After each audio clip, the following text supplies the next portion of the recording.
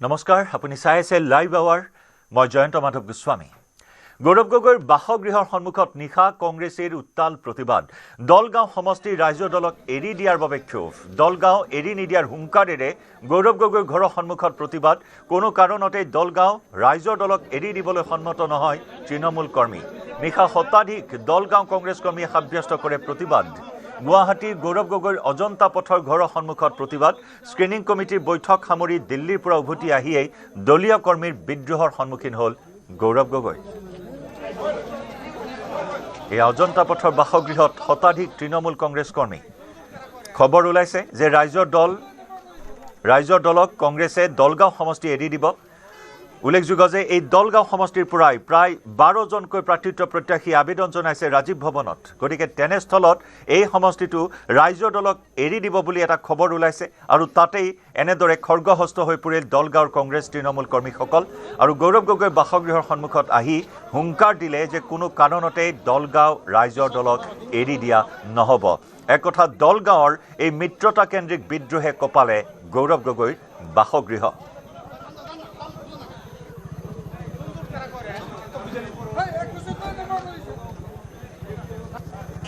দলগাঁও সমষ্টিটো কংগ্ৰেছৰ লাগে কংগ্ৰেছৰ কাৰণে আমি সবাই আমি কংগ্ৰেছ আমি সব কংগ্ৰেছ আমি সবে না না আমি কোনো অহস্য নাই আমাৰ লিডাৰ আমি সব কংগ্ৰেছী হৈ আহিছো গৌৰৱ গগৈ জিন্দাবাদ কংগ্ৰেছ জিন্দাবাদ দলগাঁৱত আমাৰ কংগ্ৰেছ লাগে মিত্ৰতা আছে থাকিব লাগে দলগাঁৱত কংগ্ৰেছৰ দুৰ্গ লাগিলে দলগাঁৱত আমাক ফ্ৰেণ্ডলি দিয়ক আমাৰ কথা নাই নিউজ বাজাৰ কাৰণে আমি শংকিত হৈছিলোঁ আমাৰ ইয়াত আহিছোঁ আমাৰ নেতৃবৰ্গ আমাক আশ্বাস দিছে যে দলগাঁৱত কংগ্ৰেছৰ চেম্পল থাকিব তাৰ কাৰণে আমি গৈ আছোঁ কংগ্ৰেছ জিন্দাবাদ গৌৰৱ গগৈ জিন্দাবাদ আমাৰ সতীৰ্থ সাংবাদিক বলেন ভট্টাচাৰ্যৰ সৈতে আমি পোনপটীয়া সম্প্ৰচাৰত সংযুক্ত হৈছোঁ বলেন এটাৰ পিছত আনটো অস্বস্তিকৰ পৰিস্থিতিৰ সন্মুখীন হ'বলগীয়া হৈছে গৌৰৱ গগৈ দলগাঁও ৰাজ্য দলক এৰি দিয়াৰ যি খবৰ কিন্তু ইতিমধ্যে ৰাজ্য দলৰ সৈতে কোনো আনুষ্ঠানিকভাৱে এতিয়াও মিত্ৰতাত চিল মোহৰ মাৰিব পৰা নাই গৌৰৱ গগৈ আৰু তাৰ পিছত বাসগৃহত এনেধৰণৰ এটা তৃণমূল কংগ্ৰেছ কৰ্মীৰ প্ৰতিবাদে স্বাভাৱিকতে এই মুহূৰ্তত হলঠেকত পেলাইছে গৌৰৱ গগৈক চাওক কেইবাটাও সমষ্টিৰ ক্ষেত্ৰত জয়ন্ত এই ধৰণৰ কথাসমূহ আহিছে য'ত আচলতে দলগাঁৱৰ কথাখিনি ইতিমধ্যে স্পষ্ট হৈছে আৰু যোৱাকালি নিশা স্ক্ৰিনিং কমিটিৰ বৈঠক সামৰি গুৱাহাটীত উপস্থিত হোৱাৰ পিছতে প্ৰদেশ কংগ্ৰেছৰ সভাপতি গৌৰৱ গগৈৰ বাসগৃহত দেখিবলৈ পোৱা গৈছিলে কংগ্ৰেছ কৰ্মী বিশেষকৈ দলগাঁৱৰ সমষ্টিৰ কৰ্মীৰ মাজত ক্ষোভৰ সৃষ্টি হৈছিলে গৌৰৱ গগৈৰ সন্মুখত বহিঃপ্ৰকাশ ঘটাইছিলে তেখেতসকলে আৰু সেই ধৰণে দেখিবলৈ পোৱা গৈছে যে ৰাইজৰ দলক এৰি দিব বিচৰা সমষ্টিটো তেখেতসকলে কোনো কাৰণে এৰি দিব নিবিচাৰে আৰু সেই ধৰণে তেখেতসকলক দলগাঁও সমষ্টিৰ পৰা কংগ্ৰেছৰ প্ৰাৰ্থীয়ে আচলতে প্ৰতিদ্বন্দ্বিতা কৰিব এই নিৰ্বাচনত তাৰ দাবীৰে তেখেতসকলে সৰব হোৱা দেখিবলৈ পোৱা গৈছিলে একেদৰে দেখিবলৈ পোৱা গৈছিলে যে শেহতীয়াকৈ ৰাইজৰ দলক এৰি দিবলৈ ওলোৱা ধিং সমষ্টিৰ ক্ষেত্ৰত দেখিবলৈ পোৱা গৈছে শিৱামণি বৰা বৰ্তমানৰ বিধায়িকাগৰাকীয়ে দিল্লীত তেখেতে বাহৰ পাতি এই মুহূৰ্তত AICCক তেখেতক পতিয়ন নিয়াবলৈ চেষ্টা কৰা হৈছে গতিকে বিৰোধীৰ যি আসন ভাগ বতৰাৰ কথাসমূহ চলি আছে এই মূলকে স্পষ্ট হৈ উঠা নাই বা চিল মোহৰ লগা নাই কিন্তু তাৰ মাজতে দেখিবলৈ পোৱা গৈছে বিদ্ৰোহৰ জুই ইতিমধ্যে আৰম্ভ হৈছে অৰ্থাৎ ৰাইজৰ দলক আসন এৰি দিয়াৰ লগে লগে যিকেইখন আসনৰ এৰি দিব বুলি ইতিমধ্যে চৰ্চা হৈছে তাৰ লগে লগে এক প্ৰকাৰ ক'ব পাৰি যেন বিদ্ৰোহৰ জুই এই মুহূৰ্তত উকমুকনি উঠিছে কাৰণ কোনো সমষ্টিতে তেখেতসকলে পাৰ্টীসমূহ এৰি দিব নিবিচাৰে গতিকে তেনেকুৱা অৱস্থাত এতিয়া স্বাভাৱিকতে কিদৰে আচলতে বিৰোধী ঐক্য আগবাঢ়িব বিৰোধীৰ মিলন হ'ব তাক লৈ স্বাভাৱিকতে প্ৰশ্ন আহিছে আৰু যদি এয়াই হয় তেতিয়াহ'লে নিৰ্বাচনৰ সময়ছোৱাত এই সমষ্টিসমূহত বিশেষকৈ আজি মই উল্লেখ কৰিব পাৰোঁ যে দলগাঁও সমষ্টিৰ পৰা প্ৰায় দলীয় প্ৰাৰ্থিত্ব প্ৰত্যাশী 12 গৰাকীকৈ আছে গতিকে তেনে অৱস্থাত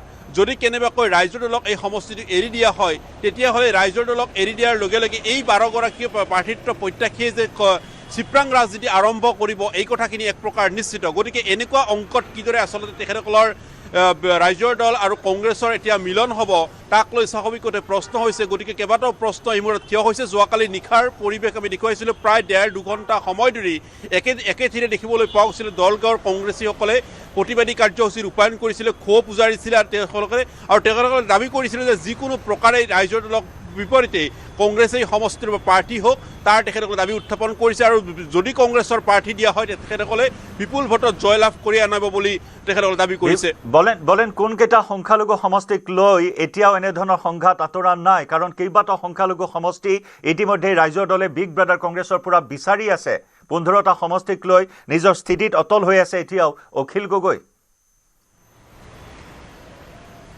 চাওক যদি আমি দলগাঁৱৰ কথা চাবলৈ যাওঁ আনফালে দেখিবলৈ হৈছে নাওবৈচাৰ একেই পৰিৱেশ সৃষ্টি হৈ আছে দেখিব পোৱা গৈছে ধিং সমষ্টি যদিওবা নামনি অসমৰ মন্দিয়া সমষ্টি আৰু পশ্চিম গোৱালপাৰা সমষ্টি এই সমষ্টিসমূহত তেখেতসকলে ইতিমধ্যে পূব গোৱালপাৰা সমষ্টি ইতিমধ্যে তেখেতসকলে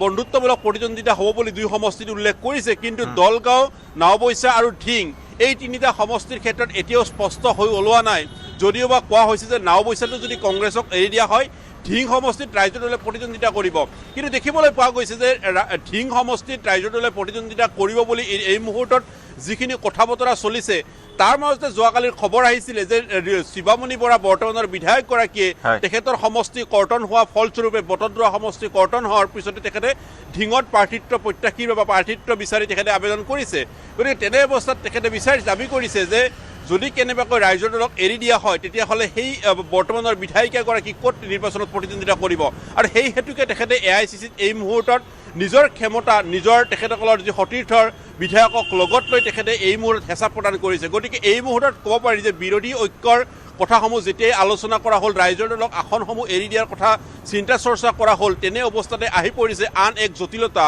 যি জটিলতাই এতিয়া কোন সমষ্টিত কংগ্ৰেছক ৰাইজৰ দলক এৰিব তাক লৈ পুনৰবাৰ চিন্তা কৰিবলগীয়া পৰিৱেশ আহি পৰিছে অৱশেষত এইসকল প্ৰতিবাদী কংগ্ৰেছ কৰ্মী কিছু আশ্বস্ত হৈছে নেতৃত্বই তেওঁলোকক আশ্বাস দিছে যে দলগাঁও ৰাইজৰ দলক এৰি দিয়া নহয় আৰু তাৰ পিছতে প্ৰতিবাদৰ যি ক্ষোভ সেই ক্ষোভ কিছু প্ৰশমিত হোৱা পৰিলক্ষিত হ'ল নিশা কিন্তু এতিয়া কথা হ'ল কেতিয়া চূড়ান্ত হ'ব অসম জাতীয় পৰিষদৰ সৈতে মিত্ৰতাত চিলমোহৰ মাৰিলে কালি কংগ্ৰেছ নেতৃত্বই বা কংগ্ৰেছ হাইকমাণ্ডেও কিন্তু তাৰ পিছত এতিয়া ৰাইজৰ দলৰ সভাপতি অখিল গগৈ যথেষ্ট আশাবাদী হৈ আছে বৰফ গলাৰ কথা তেওঁ কালি দিনটোত উল্লেখ কৰিছে গতিকে তেনেস্থলত কেতিয়া চূড়ান্ত কৰা হ'ব ৰাইজৰ দলক বাদ দিও এই মিত্ৰতা হ'ব বুলিও বিশেষ সূত্ৰৰ পৰা আৰু খবৰ আহিছিল কিন্তু শেহতীয়াকৈ অখিল গগৈ কালি কিছু আশ্বস্ত হৈছে যে ৰাইজৰ দলক বাদ দি মিত্ৰতা সম্ভৱ নহয় লুৰিণজ্যোতি গগৈয়ে হেনো তেওঁক এই কথা জনাইছে ৰিপুণ বৰাইও জনাইছে কিন্তু গৌৰৱ গগৈৰ পৰা এতিয়াও কোনো যোগাযোগ হোৱা নাই অখিল গগৈৰ সৈতে চাওক মিত্ৰতা হ'ব কিন্তু মিত্ৰতা কিদৰে হ'ব আৰু মিত্ৰতাসমূহৰ কোন কোন আসন এৰি দিয়া হ'ব এইসমূহত এতিয়া জটিলতা আহি পৰিছে মই পূৰ্বতে উল্লেখ কৰিছিলোঁ যে যেতিয়াই আসন কেন্দ্ৰিক বিষয়সমূহ আলোচনা কৰা হ'ব জটিলতা তেতিয়াই বৃদ্ধি হ'ব হয় আৰু এতিয়া যদি চোৱা হয় আসনসমূহৰ ওপৰত আলোচনা হৈছে আৰু সেই ধৰণে যদি চোৱা হয় তেতিয়াহ'লে দেখিবলৈ পোৱা গৈছে দলগাঁও সমষ্টিৰ আসনৰ কথা যেতিয়াই চিন্তা চৰ্চা কৰা হ'ল তাৰ লগে লগে বিদ্ৰোহৰ জুই ইতিমধ্যে আৰম্ভ হৈছে ধিং সমষ্টিৰ ক্ষেত্ৰত আৰম্ভ হৈছে মাৰ্ঘেৰিটিয়াত গতিকে তেনেকুৱা সমষ্টিসমূহত এই মুহূৰ্তত যথেষ্টখিনি ক্ষোভ অৱশ্যে কিছুমান সমষ্টিৰ ক্ষেত্ৰত তেনেকুৱা ধৰণৰ সমস্যা নাথাকিব যিসমূহ সমষ্টি ইতিমধ্যে কংগ্ৰেছে ৰাইজৰ দলক এৰি দিছে তেখেতসকলক মানাহ চিচি বৰগাঁও এই সমষ্টিসমূহৰ দিগবৈ এই সমষ্টিসমূহত কোনো জটিলতা নাই কিন্তু বিপৰীতে দলগাঁও সমষ্টি এৰি দিয়াৰ ক্ষেত্ৰত জটিলতা আহি পৰিছে মাৰ্ঘেৰিটিয়াত জটিলতা আহি পৰিছে তেখেতসকলৰ ধিং সমষ্টিৰ ক্ষেত্ৰত মন্দিয়াটো একে সংঘাত সংখ্যালঘু প্ৰধান এই সমষ্টি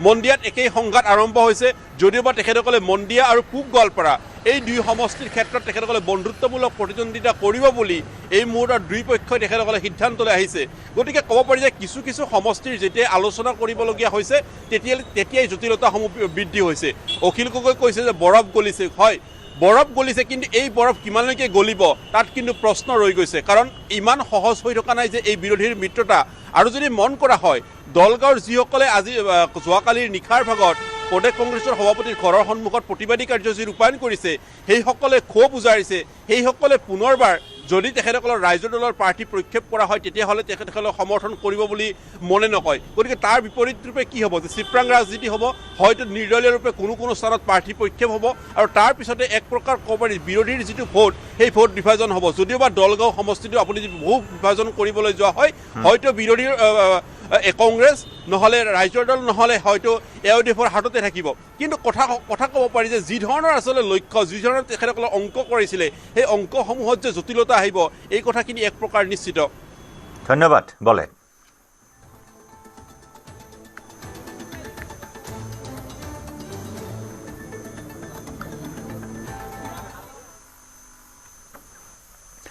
শিলচৰত এক জঘন্য দলবদ্ধ ধৰ্ষণৰ ঘটনা পোহৰলৈ আহিছে প্ৰেমিকৰ সন্মুখৰ পৰা বলপূৰ্বক উঠাই নি এগৰাকী যুৱতীক দলবদ্ধ ধৰ্ষণ কৰাৰ লগতে লুটপাট চলোৱাৰ অভিযোগ ৰামনগৰ বাইপাছত সংঘটিত হৈছে এই নাৰকীয় ঘটনা ঘাইপথত বাহন ৰখাই প্ৰেমিক প্ৰেমিকাই কথা পাতি থকাৰ সময়তে এখন থাৰ বাহনত অহা 7-8জনীয়া এটা দুৰ্বৃত্তৰ দলে যুৱতীগৰাকীক বলপূৰ্বক টানি আনি দলবদ্ধ ধৰ্ষণ কৰে লগতে সোণৰ আঙুঠি কাঢ়ি লোৱাৰ উপৰিও প্ৰেমিকৰ একাউণ্টৰ পৰা 10,000 টকা UPI ট্ৰান্সফাৰ কৰাৰ কথাও এই মুহূৰ্তত সন্মুখলৈ আহিছে এই ঘটনা সন্দৰ্ভত শিলচৰ সদৰ থানাৰ অন্তৰ্গত ৰংগীৰখাৰী ট্ৰেফিক আউটপোষ্টত এজাহাৰ দাখিল কৰাৰ পিছতে শিলচৰ আৰক্ষী আৰম্ভ কৰিছে তদন্ত এই ঘটনা সন্দৰ্ভত নীলোৎপল দাস নামৰ এজনক গ্ৰেপ্তাৰ কৰাৰ লগতে ধৰ্ষণ আৰু লুটপাট এই দুয়োটা দিশত অব্যাহত ৰাখিছে তদন্ত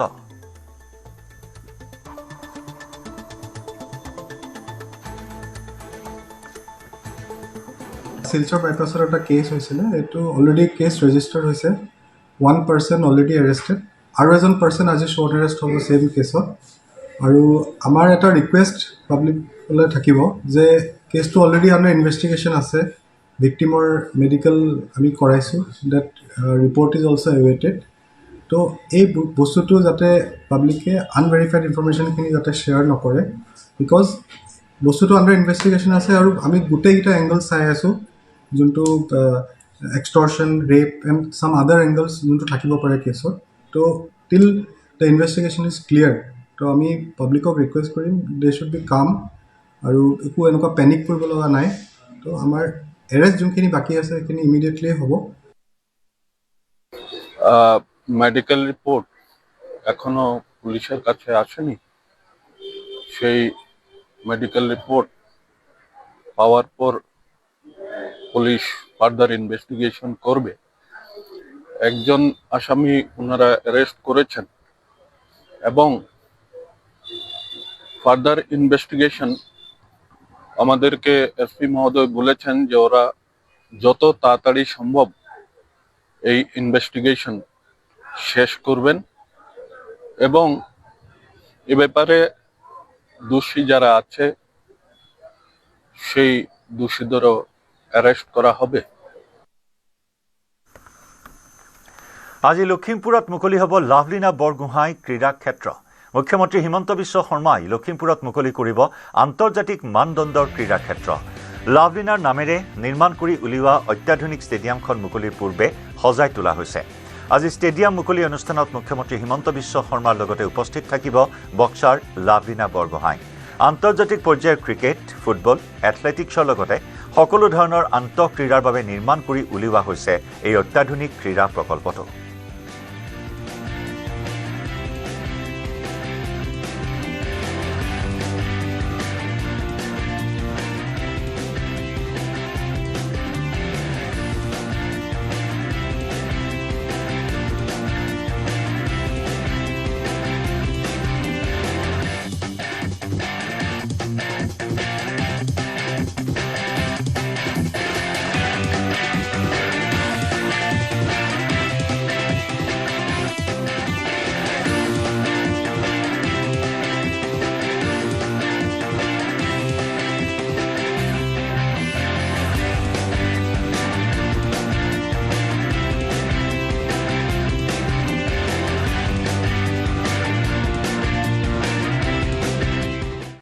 ইনডোৰটোৱে যদি চাই আপুনি তাতে বাস্কেটবল বেডমিণ্টন টেবুল টেনিছ চব আছে পিছফালে ভলীবল আপোনাৰ লন টেনিছ এথলেটিক্সৰ যিমান জেভলিঙৰ পৰা শ্বট পুটৰ পৰা long jump high jump 400 metre running track football ক্ৰিকেটৰ এক্সট্ৰা ষ্টেডিয়াম তাতে জিমনেছিয়াম তাতে boxing ring yoga centre hostel যিটো আপুনি কল্পনাৰো অতীত স্পৰ্টছ ইনফ্ৰাষ্ট্ৰাকচাৰ অসমত ক'তো নাই গুৱাহাটীত বেলেগ বেলেগকৈ আছে ক্ৰিকেট বেলেগ এথলেটিক্স বেলেগ ফুটবল বেলেগ কিন্তু একেটা এৰিয়াত গোটেইখিনি বস্তু সমাহিত হৈ থকা এইটোৱে অসমৰ একমাত্ৰ ষ্টেডিয়াম আৰু যিটো আমি অলিম্পিয়াত যি অলিম্পিকত মেডেল পাইছিলে লাভলীনা বৰগোহাঁই নামত দিছোঁ আৰু তেখেত নিজে আহি আছে কালি লাভলীনা নিজে উপস্থিত থাকিব কালি লাভলীনা বৰগোহাঁই ক্ৰীড়া ক্ষেত্ৰ পৰিদৰ্শন কৰি উৎফুল্লিত হৈ পৰে বিধায়ক মানৱ ডেকাৰ মাতৃ কেনেকুৱা লাগিছে ভাল লাগিছে আপোনাৰ পিতেকে ইমানখিনি কৰিছে পিতেক বুলি নহয় এজন বিধানসভাৰ বিধায়ক এজনে যে এইখিনি কৰিছে লখিমপুৰ তাৰ কাৰণে মই মাক বুলি নহয় লখিমপুৰ গোটেইখিনি পাছে গৌৰৱ গৌৰৱিতা হোৱাটো উচিত মানে মই সেইটো ভাবিছোঁ আৰু মোৰ ফালৰ পৰা এতিয়া কি কয় ৰাইজে মই নাজানো নহয় ৰাইজে কওঁতে আচল কথা মোৰ পুত্ৰটো মই ভালেই বুলি কওঁ আনে কওঁতে আচল কথা ন সেইটোৱে কথা চৰকাৰী কৰ্মচাৰীলৈ মুখ্যমন্ত্ৰীয়ে দিলে সুখবৰ হোলীৰ আগতীয়া উপহাৰ দিলে মুখ্যমন্ত্ৰীয়ে ২৭ ফেব্ৰুৱাৰীতে লাভ কৰিব এই মাহৰ দৰমহা সামাজিক মাধ্যমযোগে এই কথা সদৰি কৰে মুখ্যমন্ত্ৰী ডক্টৰ হিমন্ত বিশ্ব শৰ্মাই ফলগোৎসৱ দোল মহোৎসৱ বা ৰঙৰ উৎসৱ ফাকুৱা উপলক্ষে ২৭ ফেব্ৰুৱাৰীতে ফেব্ৰুৱাৰী মাহৰ দৰমহা লাভ কৰিব ৰাজ্যিক কৰ্মচাৰীসকলে এই সুখবৰ দিলে ছ'চিয়েল মিডিয়াৰ জৰিয়তে মুখ্যমন্ত্ৰী ডক্টৰ হিমন্ত বিশ্ব শৰ্মাই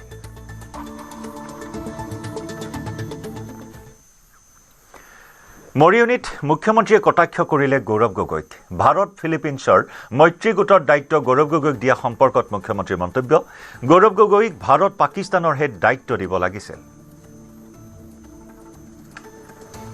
পত্ৰ আহিছে সংসদৰ পৰা যে গৌৰৱ গগৈ ভাৰত ফিলিপাইনছৰ যিটো মৈত্ৰী গোটৰ অধ্যক্ষ ৰূপে তেওঁক দিব লাগিছিল ভাৰত পাকিস্তানৰ ভুলতে দি দিলে ভাৰত ফিলিপাইন ভাৰত পাকিস্তানটো দিলে ভাল কৰি চলিলেহেঁতেন তেওঁক দিব লাগিছিল ভাৰত পাকিস্তানৰ ভুলতে দি দিলে ভাৰত ফিলিপাইন ভাৰত পাকিস্তানটো দিলে ভাল কৰি চলিলেহেঁতেন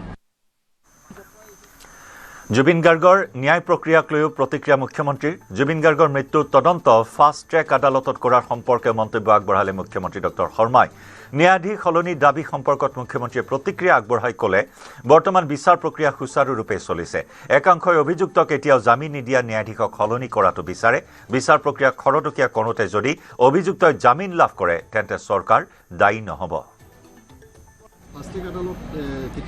ফাষ্ট ট্ৰেক আদালত আমি পৰিয়ালটোৰ লগত কথা পাতি দিম কাৰণ বৰ্তমানৰ জাজজনে এজনো অভিযুক্তক জামিন দিয়া নাই জামিনৰ আবেদন নাকচ কৰিছে ফাষ্ট ট্ৰেক আদালতত যোৱাৰ লগে লগে যদি অভিযুক্তবিলাকৰ জামিন তামিন হৈ যায় দুখটো যাতে মোৰ ওপৰত নপৰে সেই কথাখিনি ভাল কৰি পাতি পেলাই আমি সিদ্ধান্ত ল'ম নিয়মমতে যেতিয়া ক'ৰবাৰ পৰা ভাল ৰিজাল্ট পাই থাকে তেতিয়া তেওঁক মানুহে চেঞ্জ নকৰে এতিয়া ইয়াত দাবী উঠিছে যে যিজনে ভাল ৰিজাল্ট দি আছে তেওঁক চেঞ্জ কৰক লেহেমীয়া হ'লে মানুহকেইজনটো জেলৰ পৰা ওলোৱা নাই না মানুহকেইজনটো জেলৰ ভিতৰত আছে এতিয়া গোটেই কথাটোত এইটো যিসকলে এই কথাবোৰ ওলাই থাকে তেওঁলোকে বুজি পোৱা নাই যে সিদ্ধাৰ্থ শৰ্মা শ্যাম কানু জেলত থকাই ৪-৫ মাহ হৈ গ'ল ওলাব পৰা নাই সেইটো ডাঙৰ সফলতা নহয় জানো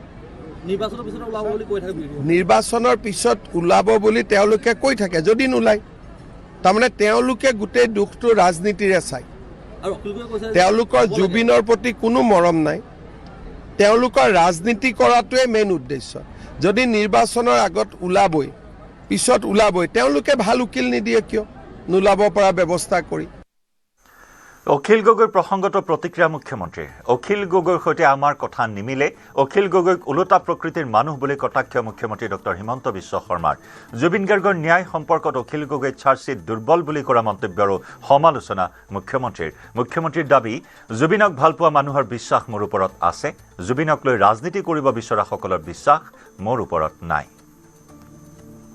কালি অখিল গগৈয়ে কৈছে যে জুবিন ক্ষেত্ৰলৈ ৰাজনীতি কৰা মানুহবিলাক যাব লাগে এনেকৈ তেওঁ যাব লাগে কাৰণ তেওঁ উল্টা প্ৰকৃতিৰ মানুহ সেইকাৰণে তেওঁ কাক চুমা খায় তেওঁ খায় বাংলাদেশী মিয়াক চুমা খায় গতিকে তেওঁৰ লগত আমাৰ কথাটো নিমিলে তেওঁ সোঁফালে গ'লে আমি বাওঁফালে যাম দুৰ্বল নে শক্তিশালী সেইটোতো জাজেহে ক'ব এইবিলাক কথা আগতে আলোচনা হয় নেকি যে চাৰ্জশ্বিট দুৰ্বল শক্তিশালী জামিন হৈ যাব ইলেকশ্যনৰ পিছত জামিন হৈ যাব তাৰমানে এই মানুহবিলাকৰ মানসিকতাটো কিমান নিগেটিভ আপোনালোকে চিন্তা কৰক কাৰণ এওঁলোকে জীৱনকালত জুবিনকতো সন্মানেই নকৰিছিল যোনে জীৱনকালত জুবিনক সন্মান নকৰিছিল আমাৰ যোৰহাটৰ সাংবাদিকজনৰ দৰে তেওঁলোকেহে জুবিনৰ ওপৰত এটা বেছি প্ৰশ্ন সোধে জুবিনক ভাল পোৱা মানুহখিনিয়েতো একো নোসোধে জীৱনত অখিল গগৈক জুবিন গাৰ্গৰ লগত দেখিছিল নেকি মৰাণত যেতিয়া অখিল গগৈৰ মিটিং হৈছিল জুবিনকতো আনিব নালাগে বুলি প্ৰস্তাৱ লৈছিলে গতিকে সেইবিলাক জুবিনক ভাল পোৱা মানুহবিলাকৰ বিশ্বাস মোৰ ওপৰত আছে আৰু জুবিনক লৈ যিসকলে ৰাজনীতি কৰিব খোজে তেওঁলোকৰ মোৰ ওপৰত বিশ্বাস নাই আৰু তেওঁলোকক মই কি কৰিব পাৰোঁ তেওঁলোককতো মই একো কৰিব নোৱাৰোঁ মৰিয়নি সমষ্টিত ৰূপজ্যোতি কুৰ্মীৰ টিকট প্ৰায় নিশ্চিত বুলি ইংগিত দিলে মুখ্যমন্ত্ৰী হিমন্ত বিশ্ব শৰ্মাই। মৰিয়নিত ৰূপজ্যোতি কুৰ্মীৰ নামটোৱেই আগত আছে বুলি মন্তব্য মুখ্যমন্ত্ৰীৰ। মৰিয়নি সমষ্টিত বেছি প্ৰাৰ্থিত্ব প্ৰত্যাশী নাই বুলি স্পষ্ট কৰি দিলে মৰিয়নিৰ সভাত মুখ্যমন্ত্ৰীয়ে। ইয়াততো বেলেগে তেনেকৈ টিকট খোজা নাই, ৰূপজ্যোতি কুৰ্মীৰ নামেই আছে। তথাপিতো চিলেকশ্যন হ'ব লাগিব, কিন্তু মুখ্যতঃ ইয়াত বহুত বেছি প্ৰাৰ্থীয়ে টিকট বিচৰা নাই, ৰূপজ্যোতি কুৰ্মীৰ নামটোৱে আগত আছে। ইয়াততো বেলেগে তেনেকৈ টিকট খোজা নাই, ৰূপজ্যোতি কুৰ্মীৰ নামেই আছে। তথাপিতো চিলেকশ্যন হ'ব লাগিব, কিন্তু মুখ্যতঃ ইয়াত বহুত বেছি প্ৰাৰ্থীয়ে টিকট বিচৰা নাই, ৰূপজ্যোতি কুৰ্মীৰ নামটোৱে আগত আছে। শিৱসাগৰত পথ দুৰ্ঘটনাত 2 ছাত্ৰৰ কৰুণ মৃত্যু। স্কুটি আৰু বাইকৰ সংঘৰ্ষত প্ৰাণ গ'ল 2 কিশোৰৰ। এই দুৰ্ঘটনাত প্ৰিয়ানুজ বৰা আৰু ৰিংকু ৰঞ্জন দত্ত নামৰ 2 ছাত্ৰৰ মৃত্যু হয়। গৌৰীসাগৰ জুনিয়ৰ কলেজৰ উচ্চতৰ মাধ্যমিকৰ প্ৰথম বৰ্ষৰ ছাত্ৰ আছিল দুয়ো। গৌৰীসাগৰ দিখৌমুখ সংযোগী বৰআলিত সংঘটিত হয় এই শোকাবহ দুৰ্ঘটনাটো। বাইকৰ পাছফালে খুন্দা মাৰিছিল স্কুটি আৰোহী 2 ছাত্ৰই, থিতাতে প্ৰাণ হেৰুৱায় 2জন ছাত্ৰই।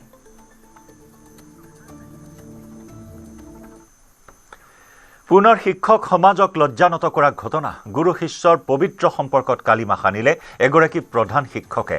ৰঙাপাৰাত প্ৰাথমিক বিদ্যালয়ৰ ছাত্ৰীক যৌন নিৰ্যাতন চলোৱাৰ অভিযোগ প্ৰধান শিক্ষকৰ বিৰুদ্ধে। ৰঙাপাৰাৰ মইনাজুলি চাহ বাগিচাত প্ৰাথমিক বিদ্যালয়ৰ প্ৰধান শিক্ষকৰ দায়িত্বত থকা কিষণ পায়েঙৰ বিৰুদ্ধে এই অভিযোগ। 4ৰ্থ শ্ৰেণীৰ এগৰাকী ছাত্ৰীক বিভিন্ন প্ৰলোভনেৰে দীৰ্ঘদিনৰে পৰা যৌন নিৰ্যাতন চলাই অহাৰ অভিযোগ। ছাত্ৰীগৰাকীয়ে সমগ্ৰ ঘটনা মাতৃক অৱগত কৰাৰ পিছতে আহে লম্পট প্ৰধান শিক্ষকগৰাকীৰ চৰিত্ৰ পোহৰলৈ। প্ৰধান শিক্ষকজনৰ ভয়ত বিদ্যালয়লৈ যোৱা বন্ধ কৰি দিয়ে ছাত্ৰীগৰাকীয়ে। প্ৰধান শিক্ষক কিষণ পায়েঙৰ বিৰুদ্ধে ব্যৱস্থা গ্ৰহণৰ দাবী স্থানীয় ৰাইজৰ।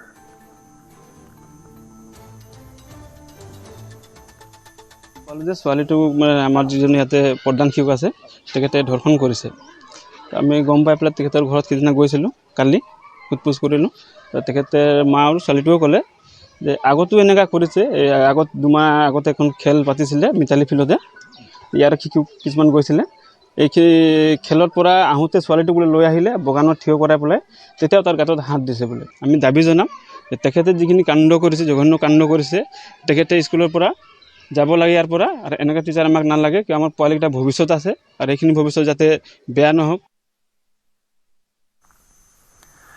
ড্ৰাগছ বিৰোধী অভিযান অব্যাহত হাইলাকান্দি আৰক্ষীৰ। নিশা অভিযান চলাই জব্দ কৰে 3500 কাপ চিৰাপৰ বটল। এখন মালভৰ্তি ট্ৰাকৰ পৰা জব্দ কৰা হয় কাপ চিৰাপখিনি। ট্ৰাকখন জব্দ কৰাৰ লগতে আৰক্ষীয়ে আটক কৰিছে চালক মাটিয়াছ এ চাংমা আৰু হেণ্ডিমেন চিলমান মাৰাকক। মেঘালয়ৰ পৰা মিজোৰামলৈ সৰবৰাহৰ চেষ্টা চলাইছিল এই কাপ চিৰাপখিনি। উল্লেখযোগ্য যে সোমবাৰে নিশাও হাইলাকান্দিত জব্দ কৰা হৈছিল প্ৰায় 5 কোটি টকাৰ ইয়াবা টেবলেট। ফাৰ্ষ্ট যিটো কেছ 23 তাৰিখে ৰাতি আছিলে, প্ৰায় 1,21,000 ইয়াবা টেবলেট আমি চিজ কৰিছোঁ। এইটো কনচাইনমেণ্ট আহিছিলে মিজোৰামৰ পৰা হাইলাকান্দি। আমি এই ক্ষেত্ৰত 2জন মানুহ অলৰেডি এৰেষ্টো কৰিছোঁ আৰু বাকী ইনভেষ্টিগেশ্যন চলি আছে। এই ৰেকেটটোৰ লগত যোনজন জড়িত আমি তেওঁলোকক যাতে গোটেইখিনি এপ্ৰিহেণ্ড কৰিব পাৰোঁ। আৰু এই 1,21,000 যিটো ইয়াবা টেবলেট পাইছোঁ, তাৰ মাৰ্কেট কোৱাণ্টিটি আজিৰ ডেটত প্ৰায় 5 কোটি টকা। আৰু যোৱাকালি একে ড্ৰাইভ আমি সফল হ'লোঁ একেটা ড্ৰাইভতে। খালি ৰামনাথপুৰ থানাই প্ৰায় 24 কাৰ্টুন কাপ চিৰাপ বটল চিজ কৰিবলৈ সন্মত হয়। তেওঁলোকে ৰেগুলাৰ নাকাচিকিৰ সময়ত অচিহঁতৰ ইনফৰ্মেশ্যন আছিলে। আৰু এই হেৰিখিনি গুৱাহাটীৰ পৰা মিজোৰাম আইজললৈ গৈ আছিলে। আৰু প্ৰায় 3500 বটল কাপ চিৰাপ বটল আমি চিজ কৰিছোঁ, কোনো নথিপত্ৰ নোহোৱাকৈ। বিধানসভা নিৰ্বাচনলৈ মাজত মাথো কেইটামান দিন থকাৰ মাজতে ৰঙাপুৰাৰ বিধায়ক কৃষ্ণকমল তাঁতীৰ বিৰুদ্ধে অসন্তুষ্ট হৈ উঠিছে সমষ্টিবাসী। চাহ শ্ৰমিকৰ সুখ দুখৰ খবৰ ল'বলৈ আহৰি নোপোৱা বিধায়ক কৃষ্ণকমল তাঁতীৰ বিৰুদ্ধে ক্ষোভ। এজন স্থানীয় যুৱকক প্ৰাৰ্থিত্ব দিবলৈ মুখ্যমন্ত্ৰীক আহ্বান চাহ শ্ৰমিকৰ। বিধায়কৰ উদাসীনতাৰ বাবে চৰকাৰী বিভিন্ন আঁচনিৰ পৰা বঞ্চিত একাংশ চাহ শ্ৰমিক। আজিলৈকে নিৰ্মাণ নহ'ল একাংশ চাহ বাগিচাৰ পথ। আজিলৈকে ৰঙাপুৰা সমষ্টিৰ বিধায়ক কৃষ্ণকমল তাঁতীক দেখাই পোৱা নাই মহিলাসকলে। বিধানসভা নিৰ্বাচনত কৃষ্ণকমল তাঁতীৰ বিপৰীতে এজন ৰঙাপুৰা স্থানীয় ব্যক্তিক প্ৰাৰ্থিত্ব প্ৰদান কৰিবলৈ মুখ্যমন্ত্ৰীক দাবী জনাইছে শ্ৰমিক ৰাইজে। মই বৰ্তমান উপস্থিত আছো ৰঙাপাৰা এখন চাহ বাগিচাত আৰু এই চাহ বাগিচা অঞ্চলৰ ৰাইজৰ পৰাই মই তেখেতসকলৰ মনৰ ভাৱ বুজিবলৈ চেষ্টা কৰিম। তেখেতসকলে এইবাৰ নিৰ্বাচনত তেখেতসকলে কি বিচাৰিছে বা তেখেতসকলৰ বৰ্তমানৰ যি ৰঙাপাৰা সমষ্টি তেখেতৰ অঞ্চলত কিমান উন্নয়ন হ'ল এই বিষয়ে মই জানিবলৈ বৰ্তমান উপস্থিত হৈছোঁ ৰঙাপাৰাৰ এখন চাহ বাগিচাত আৰু চাহ বাগিচাৰ শ্ৰমিক আছে শ্ৰমিকসকলৰ পৰা মই এই ক্ষেত্ৰত জানিবলৈ চেষ্টা কৰিম হয় কি ক'ব বাইদেউ আপোনালোকৰ যে বিগত 5টা বছৰত আপোনালোকৰ কিমান উন্নয়ন হ'ল বুলি ভাবিছে মানে তো রাস্তা ঘাট भी ভাল নাই হই হে এখন তকলে বনা নাই হই হে এই তো অনুদান পয়সা পাতেরি ওইগুলা কাটাই যাওয়ে হে চাউল भी নাই পাওয়ে হে কি ক'ব আপোনালোকৰ কি সমস্যা বৰ্তমানেও কিন্তু আজি সমস্যা হৈ থাকিল কি ক'ব अंदर रास्ता घाट एकदम पानी आले से पानी भर्ती हो जाल और एती रास्ता घाटो भाल नहीं दुआरे पानी भर्ती हो जाए पानी कर जने पानी दिन आले से रास्ता घाट नहीं है बनान कितना दिन ले आपत्ति करिल बनाई दो बोले नहीं बनाई दे केउ रास्ता घाट नहीं बनाई আমি ভোট দি থাকো নিকা আমাকো চাব লাগে যে এই ভোট দিছে সিহঁতে আৰু আমি সিহঁতকো চাব লাগে আহিব লাগে আমাৰ বগানত আহি পেলাই চোৱাই নাই মন্ত্ৰী হলে নহয় নহয় ৰঙাপাৰা সমষ্টি হৈ পেলাই নাহে কিয় বগানত চাবলৈ হয় আৰু এগৰাকী মহিলা আছে হয় বাইদেউ কি ক'ব আপোনালোকে আজিলৈকে বিধায়কক লগ পাইছেনে নাই নাই নাই কোৱা কিয় আহে নাহে নাহে নাহে খা খবৰ নলয় নহয় নহয় নহয় আপোনালোকৰ কি সমস্যা আছে এতিয়া বৰ্তমান এইটোৱে সমস্যা আছে আমাৰ ইয়াত কীৰ্তন পাতিছিলো হৰিনাম কীৰ্তন পাতিছিলো ইয়াতো মাতিছিলে নাই ৰাস্তা ঘাট আপোনালোকৰ হৈছেনে নাই নাই নাই হোৱা কিবা এটা নাই চাহ হোৱা। দিম বুলি কৈছিলে ইটো দিয়া নাই চাহাটা দিম বুলি কৈছিলে কিবা দিম বুলি কৈছিলে নাই আজিলৈকে লগ পাইছেনে নাই নাই বিধায়ক নাই নাই পোৱা আজিলৈকে লগ পোৱা নাই নাই পোৱা হয় আৰু একাংশ চাহ শ্ৰমিক আছে তেখেতৰ পৰা জানিবলৈ চেষ্টা কৰিম হয় বাইদেউ কি ক'ব আপোনালোকে আজিলৈকে বিধায়কক লগ পাইছেনে নাই। 5টা বছৰত নাই পোৱা নাই পোৱা নাই পোৱা কিয় নাই পোৱা আহাই নাই তো কেনেকা পাম আৰু এটা আপত্তি আছে এই মন্দিৰটো যে বনাই আছে এইটো আধাৰ হোৱা হৈছে এইটো কি কাৰণে আধাৰ হোৱা হৈছে এইটোতো আমাৰ হিন্দু সমাজৰ সবেই কেইটাৰ হয় সুবিধা কাৰণে সেইটো কাৰণে আমাৰ এই জগন্নাথ মন্দিৰটো যে হ'ব লাগে কি কাৰণে বন্ধ আছে সেইটো মানে বেয়া লাগিছে আমাৰ এতিয়ালৈকেতো সব মন্দিৰ হৈ গৈছে আমাৰ ইয়াৰে হোৱা নাই এইটোৱে মোৰ আপত্তি আছে আৰু নিৰ্বাচনৰ দিন যিমানেই চমু চাপি আহিছে সিমানেই গৰম হৈ পৰিছে ৰাজনৈতিক বতাহ এইবাৰ তিনি গগৈৰ বিৰুদ্ধে সৰব হৈ পৰিল বিজেপিৰ বিধায়ক তৰংগ গগৈ তিনি গগৈ এটা পলিটিকেল টেগ লাইনহে মাত্ৰ নামত আছে কামত নাই তিনি গগৈ প্ৰসংগত টানি আনি গৌৰৱ গগৈৰ বিৰুদ্ধে আক্ৰমণাত্মক ৰূপত দেখিবলৈ পোৱা হ'ল বিধায়ক তৰংগ গগৈক গৌৰৱ গগৈ নামতহে গগৈ নিজ সন্তানটোকে আজিলৈকে গগৈ কৰি ৰাখিব নোৱাৰিলে বুলিও উল্লেখ কৰি গৌৰৱে যদি সঁচাকৈ অসমক ভাল পায় আহোম জনগোষ্ঠীক ভাল পায় তেন্তে কিয় নিজৰ সন্তানক লণ্ডন পঠাইছে ব্ৰিটিছ নাগৰিক বনাইছে কিয় আহোম কৰি ৰাখিব নোৱাৰিলে বুলি কটাক্ষ উজনি তিনি গগৈৰ কোনো প্ৰভাৱ নপৰে বুলি উল্লেখ কৰি 100% আসনত বিজেপি জয়ী হ'ব বুলি প্ৰকাশ কৰে তৰংগ গগৈয়ে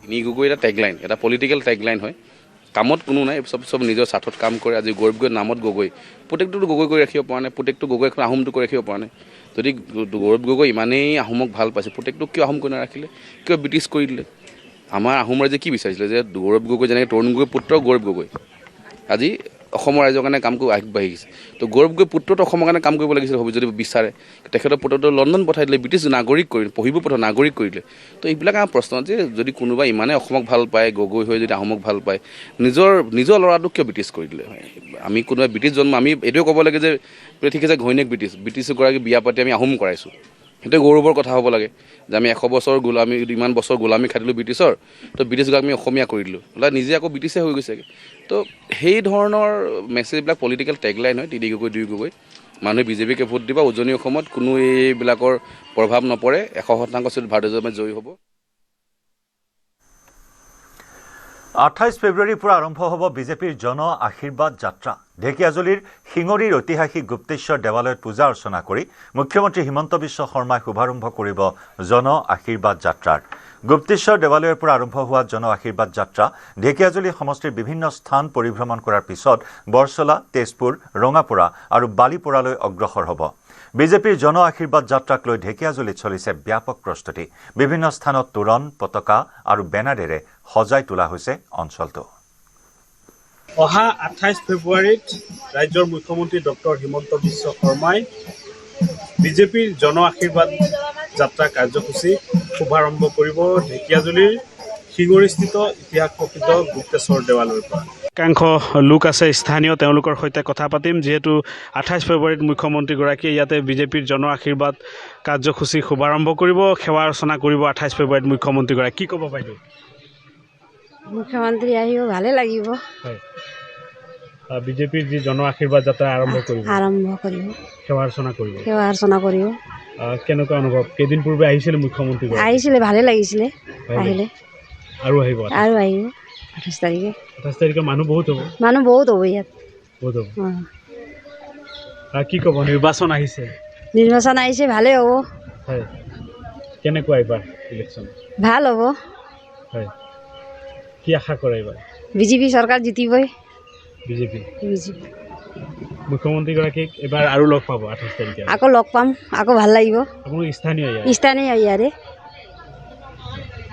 28 ফেব্ৰুৱাৰীত মুখ্যমন্ত্ৰী আহি আছে। আহিলে ভালে লাগিব, কিন্তু আমাৰ যিখিনি দুখীয়া আছে সিহঁতৰ ভালে কৰক, এইটোৱে কামনা কৰিলোঁ। আৰু কি ক'ম আৰু, বেলেগ কোৱাটো। ইয়াৰ পৰাই মুখ্যমন্ত্ৰীয়ে জন আশীৰ্বাদ যাত্ৰা আৰম্ভ কৰিব। আশীৰ্বাদটো আমি সদায় তেওঁৰ লগত আছোঁ, থাকিম। আৰু জিতিবই, জিতাটো নিজিতা নহয়। তেওঁৱে মন্দিৰখন ভাল কৰি লৈ যাওক, সেইটোৱে আমাৰ কামনা। কেইদিন পূৰ্বে আহিছিল, আকৌ আহি থাকে, মাজে সময়ে আহি থাকে। এতিয়া 28 তাৰিখ আহিম বুলি কৈছে। ৰেলী ইয়াৰ পৰা গুপ্তেশ্বৰ মন্দিৰৰ পৰাই হ'ব বুলি কৈছে। সেইটোৱে শুনিলোঁ, আৰু আমাৰতো শুনাই কথা। ভালে লাগিছে। হিমন্ত মামাই কৰি দিম বুলি কয়, কৰাটো কৰে, যিখিনি কৰিম বুলি কয় কৰিছে। এতিয়া আকৌ জিতিলে ভালকৈ কৰক, দুখীয়াক চাওক, সেইটোৱে কামনা। আৰু আশীৰ্বাদ এইটোৱে দিলোঁ। আৰু জিতাটো জিতিব, কিন্তু দুখীয়াক চাওক, সেইটোৱে কামনা। আৰু নিশ্চয়কৈ এয়া আছিল স্থানীয় লোকসকল। যিহেতু 28 ফেব্ৰুৱাৰীত মুখ্যমন্ত্ৰীগৰাকীয়ে ইয়াতে উপস্থিত হ'ব ইতিহাস প্ৰসিদ্ধ গুপ্তেশ্বৰ দেৱালয়ত, আৰু ইয়াৰ পৰাই জন আশীৰ্বাদ যাত্ৰা মুখ্যমন্ত্ৰীগৰাকীয়ে আৰম্ভ কৰিব। সেই স্থানীয় লোকসকলো এনেধৰণে নিজৰ মন্তব্য প্ৰকাশ কৰিছে। উৰিষ্যাৰ কটকত খনি বিভাগৰ উপ সঞ্চালকৰ ঘৰত দমে দমে ওলাইছে টকা। উপ সঞ্চালক দেৱব্ৰত মহান্তিৰ ঘৰৰ পৰা জব্দ কৰা হৈছে নগদ 4 কোটি টকা। উৰিষ্যাৰ মুখ্যমন্ত্ৰী তদাৰকী কোষে লগতে জব্দ কৰে 130 গ্ৰাম সোণ। ভুৱনেশ্বৰৰ শ্ৰীবিহাৰৰ পাতিয়াৰ ফ্লেট আৰু কটক ভদ্ৰাকৰ মাথাচাহীৰ ঘৰত অভিযান চলাইছিল মুখ্যমন্ত্ৰী তদাৰকী কোষে। দেৱব্ৰত মহান্তিৰ কটকৰ কাৰ্যালয়তো চলিছিল অভিযান। উৰিষ্যাৰ ইতিহাসত প্ৰথমবাৰৰ বাবে মুখ্যমন্ত্ৰী তদাৰকী কোষে জব্দ কৰিছে বৃহৎ পৰিমাণৰ ধন। উল্লেখযোগ্য যে এজন কয়লা ব্যৱসায়ীৰ পৰা 30,000 টকা উৎকোচ লৈ হাতে লোটে গ্ৰেপ্তাৰ হৈছিল দেৱব্ৰত মহান্তি। আৰু তাৰ পাছতে দেৱব্ৰত মহান্তিৰ কাৰ্যালয়ৰ লগতে আন 3টা স্থানত অভিযান চলাইছিল মুখ্যমন্ত্ৰী তদাৰকী কোষে। মহান্তিৰ কাৰ্যালয়ৰ পৰা প্ৰথমে তদাৰকী কোষে জব্দ কৰিছিল 1,20,00,000 টকা, আৰু তাৰ পিছত বিভিন্ন স্থানত অভিযান চলাই 4 কোটিৰো অধিক নগদ ধন উদ্ধাৰ কৰিবলৈ সক্ষম হৈছে। চাওক কেনেদৰে দমে দমে টকা উদ্ধাৰ কৰা হৈছে। খনি বিভাগৰ উপ সঞ্চালকৰ ঘৰৰ পৰা উদ্ধাৰ কৰা হৈছে 4 কোটিৰো অধিক ধন। উপ সঞ্চালক দেৱব্ৰত মহান্তিৰ ঘৰৰ পৰা এই বৃহৎ পৰিমাণৰ ধনৰাশি জব্দ কৰা হৈছে। উৰিষ্যাৰ মুখ্যমন্ত্ৰী তদাৰকী কোষে লগতে জব্দ কৰে 130 গ্ৰাম সোণ। কোটি টকা মূল্যৰ সোণ জব্দ কৰা হৈছে। ভুৱনেশ্বৰৰ শ্ৰীবিহাৰৰ পাতিয়াৰ ফ্লেট আৰু কটক ভদ্ৰাকৰ মাথাচাহীৰ ঘৰত অভিযান চলাইছিল মুখ্যমন্ত্ৰী তদাৰকী কোষে। দেৱব্ৰত মহান্তিৰ কটকৰ কাৰ্যালয়তো চলাইছিল অভিযান। এয়া হৈছে উৰিষ্যাৰ ইতিহাসত প্ৰথমবাৰৰ বাবে মুখ্যমন্ত্ৰী তদাৰকী কোষে অভিযান চলাই জব্দ কৰা বৃহৎ পৰিমাণৰ ধন। এজন কয়লা ব্যৱসায়ীৰ পৰা 30,000 টকা উৎকোচ লৈ হাতে লোটে গ্ৰেপ্তাৰ হোৱাৰ পিছতে দেৱব্ৰত মহান্তিৰ কাৰ্যালয় বাসগৃহত অভিযান চলাই তদাৰকী কোষে, আৰু এই বৃহৎ পৰিমাণৰ ধন সোণ জব্দ কৰা হৈছে।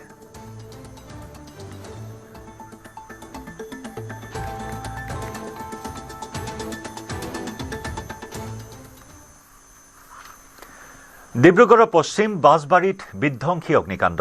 এই অগ্নিকাণ্ডত জাহ গ'ল কেইবাটাও বাসগৃহ, কেইবাখনো বাহন। অগ্নিকাণ্ডত সামান্য পৰিমাণে আঘাতপ্ৰাপ্ত হৈছে এগৰাকী মহিলা। অগ্নি নিৰ্বাপক বাহিনী, স্থানীয় লোকৰ তৎপৰতাত নিৰ্বাপন কৰা হয় জুই, কিন্তু বৰ্তমানেও পোহৰলৈ অহা নাই অগ্নিকাণ্ডৰ কাৰণ। কেইবাটাও বাসগৃহ জ্বলি ভস্মীভূত হৈছে, কেইবাখনো বাহন জ্বলি চাৰখাৰ হৈছে এই অগ্নিকাণ্ডত, কিন্তু সমগ্ৰ ঘটনা এতিয়াও ৰহস্যৰ আৱৰ্তত কি কাৰণত অগ্নিকাণ্ডৰ সূত্ৰপাত হ'ল সেয়া এতিয়াও পোহৰলৈ অহা নাই। অগ্নি নিৰ্বাপক বাহিনী আৰু স্থানীয় লোকৰ তৎপৰতাত কেইবা ঘণ্টা প্ৰচেষ্টাৰ অন্তত জুই নিৰ্বাপন কৰিবলৈ সক্ষম হয়। এই ঘটনাত এগৰাকী মহিলা কিছু পৰিমাণে আঘাতপ্ৰাপ্ত হৈছে।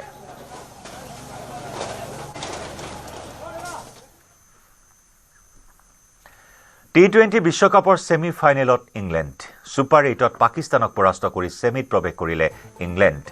পাকিস্তানৰ বিৰুদ্ধে 2 উইকেটত জয়ী হ'ল ইংলেণ্ড। T20 বিশ্বকাপৰ পৰা প্ৰায় বাহিৰ হোৱাৰ পথত পাকিস্তান। ছুপাৰ 8ত ইংলেণ্ডক 165 ৰানত টাৰ্গেট দিছিল পাকিস্তানে। 19 অভাৰ এটা বলত 8 উইকেট হেৰুৱাই ইংলেণ্ডৰ জয়লাভ। ইংলেণ্ডৰ অধিনায়ক হেৰি ব্ৰুকৰ বিস্ফোৰক শতক। ব্ৰুকৰ হাতত ধৰাশায়ী হ'ল পাকিস্তানী বলাৰ। পাকিস্তানৰ হৈ শ্বাহিন আফ্ৰিদিৰ 4টা উইকেট দখল। পাকিস্তানৰ হৈ সাহিবজাদা ফাৰহানে সংগ্ৰহ কৰিছিল সৰ্বাধিক 63 ৰান। ছুপাৰ 8ত 2খন মেচ খেলি 2খনতে জয়ী হৈ ছেমি ফাইনেলত প্ৰৱেশ কৰিছে ইংলেণ্ডে। প্ৰথমখন ছুপাৰ 8ৰ মেচত শ্ৰীলংকাৰ বিৰুদ্ধে 51 ৰানত জয়ী হৈছিল ইংলেণ্ড। দ্বিতীয়খন ছুপাৰ 8ৰ মেচত পাকিস্তানৰ বিৰুদ্ধে জয়ী হৈ ছেমি ফাইনেলত প্ৰৱেশ কৰিলে ইংলেণ্ড।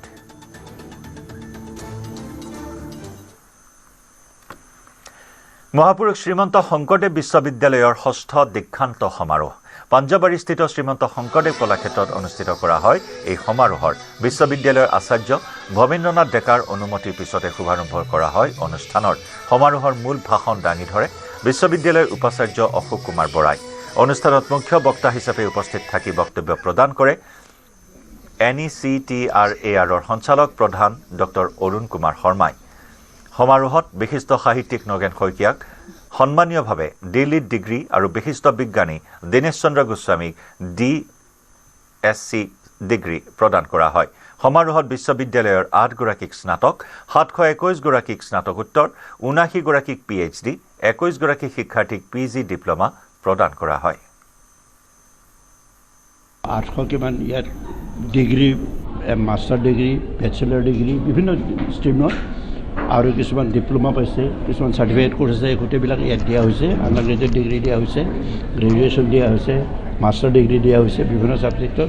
গতিকে মই ভাবিছোঁ আজি ইয়াত যিখিনি ডিগনিটাৰী ইয়াত আছে বহুতবিলাক আমাৰ বিশ্ববিদ্যালয়ৰ অফিচাৰবিলাকতো আছেই, প্ৰাক্তন উপাচাৰ্য বা প্ৰাক্তন পৰ্যায়কে লৈ বহুবিলাক ডিগনিটাৰী ইয়াত উপস্থিত থাকিলে শিক্ষাৰ ক্ষেত্ৰত। আমাৰে সম্পদ আৰু তেওঁলোকৰ কাৰণে আমি ছাত্ৰ ছাত্ৰীৰ কাৰণে এখন কৰিছোঁ। গতিকে আমাৰ সম্পদবিলাক এতিয়া আমি আমাৰ সমাজত এৰি দিলোঁ, দেশলৈ এৰি দিলোঁ। ৰহাত ভয়ংকৰ পথ দুৰ্ঘটনা। ৰহাৰ বগৰীগুৰিত ৰাষ্ট্ৰীয় ঘাইপথত ৰৈ থকা ট্ৰাকত খুন্দা আন এখন ট্ৰাকৰ। এই দুৰ্ঘটনাত থিতাতে মৃত্যু দুৰ্ঘটনা সংঘটিত কৰা ট্ৰাকখনৰ চালকৰ। বৰ্তমানলৈকে লাভ কৰা নাই নিহত চালকজনৰ পৰিচয়। গুৱাহাটী অভিমুখী ট্ৰাকখন বিকল হোৱাৰ বাবে মঙলবাৰে দুপৰীয়াৰ পৰা ৰাষ্ট্ৰীয় ঘাইপথতে ৰখাই থৈছিল। একে দিশৰে আহি থকা আনখন ট্ৰাকে নিয়ন্ত্ৰণ হেৰুৱাই পিছফালৰ পৰা খুন্দা মাৰে ৰৈ থকা ট্ৰাকখনত।